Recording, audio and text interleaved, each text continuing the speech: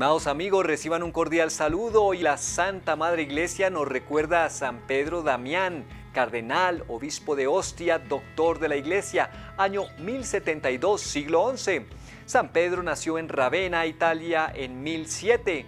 Quedó huérfano muy pequeñito y un hermano suyo lo humilló terriblemente y se dedicó él a cuidar cerdos y lo trataba como el alma más vil de los esclavos. Pero de pronto un sacerdote, el padre Damián, se compadeció de él y se lo llevó a la ciudad y le costeó los estudios. En honor a su protector, en adelante, nuestro santo se llamó siempre Pedro Damián.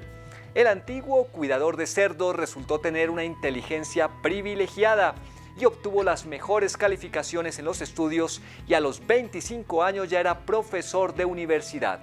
Pero no se sentía satisfecho de vivir en un ambiente tan mundano y corrompido, y de esta manera dispuso a hacerse religioso.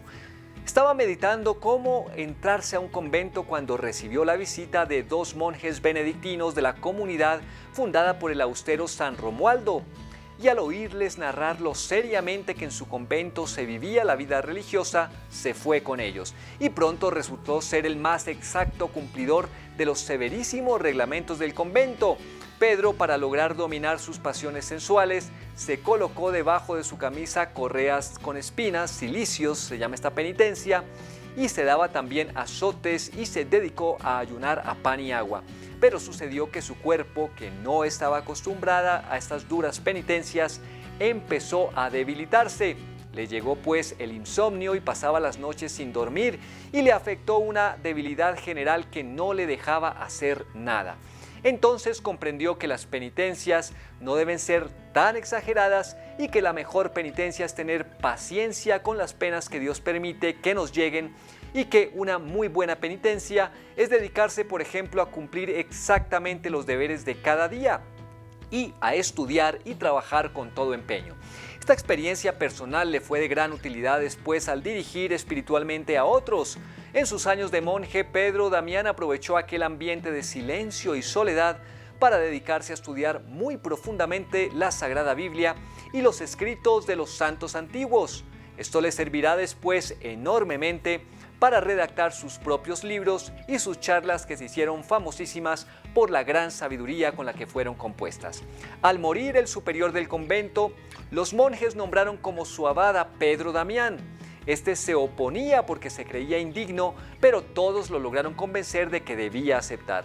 Era el más humilde de todos y pedía perdón en público por cualquier falta que cometía, y su superiorato produjo tan buenos resultados que de su convento se formaron otros 5 conventos y 2 de sus dirigidos fueron declarados santos por el sumo pontífice Santo Domingo Loricato y San Juan de Lodi. Este último escribió la vida de San Pedro Damián. A 4 sumos pontífices les dirigió cartas muy serias recomendándoles que hicieran todo lo posible para que la relajación y las malas costumbres no se apoderaran de la iglesia y de los sacerdotes. Criticaba fuertemente a los que son muy amigos de pasear mucho, pues decía que el que mucho pasea muy difícilmente llega a la santidad. Varios sumos pontífices, sabiendo la gran sabiduría y la admirable santidad del padre Pedro Damián, le confiaron misiones muy delicadas. El Papa Esteban IX lo nombró cardenal y obispo de Ostia, que es el puerto de Roma. El humilde sacerdote no quería aceptar estos cargos, pero el Papa lo amenazó con graves castigos si no aceptaba. Y allí, con estos oficios, obró con admirable paciencia. Resultó que el joven emperador Enrique IV quería divorciarse y su arzobispo, por temor, se lo iba a permitir. Entonces el Papa envió a Pedro Damián a Alemania, el cual reunió a todos los obispos alemanes y valientemente delante de ellos le pidió al emperador que no fuera a dar ese mal ejemplo y además dárselo a sus súbditos, y Enrique desistió de su idea de divorciarse. Otra labor que le agradaba muchísimo era el de ayudar a los pobres. Todo el dinero que le llegaba lo repartía entre la gente más necesitada. El sumo pontífice lo envió a Ravenna a tratar de lograr que esa ciudad hiciera las paces con el Papa. Lo consiguió, y al volver de su importante misión, al llegar al convento sintió una gran fiebre y murió santamente. Era el 21 de febrero de 1072, inmediatamente la gente empezó a considerarlo como gran santo y a conseguir favores de Dios por su intercesión. El Papa lo canonizó y lo declaró doctor de la Iglesia por los elocuentes sermones que compuso y por los libros tan sabios que escribió. Muy bien, queridos amigos, hasta aquí nuestro santo para el día de hoy.